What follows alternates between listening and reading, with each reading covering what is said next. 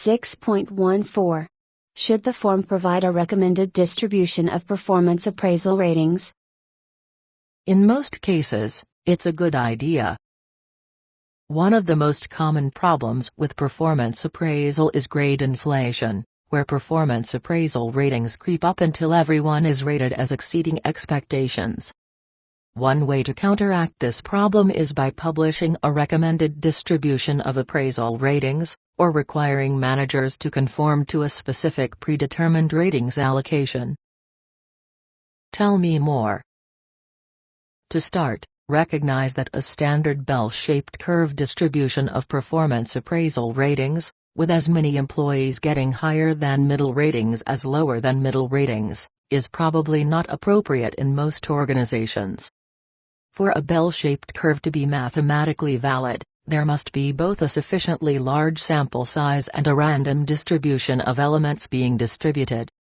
Although there are enough people in most organizations for the sample size to be large enough, performance in organizations is far from randomly distributed. People are not hired at random. Organizations hire the best available talent. People are not promoted at random. Companies promote their top performers. Organizations send people to training programs and arrange development opportunities to improve their performance. Why, then, would you expect a random distribution of performance appraisal ratings?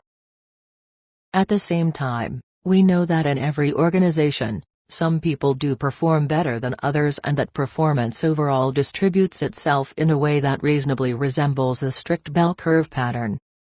The difference between a purely random distribution and the distribution of performance appraisal ratings in a well-managed organization is that in the latter there is an appropriate shift in the distribution of ratings in a higher direction. If managers are applying tough-minded and demanding performance expectations to a talented and motivated group of employees, if these managers consistently provide coaching to help people improve their performance, and if they confront performance problems when they arise and quickly terminate those who are not willing to meet the organization's expectations, then it is reasonable to assume that more people will get a higher-than-average performance appraisal rating than a lower-than-average one. In this case, using a 5-level ratings distribution procedure, a reasonable distribution might look like this.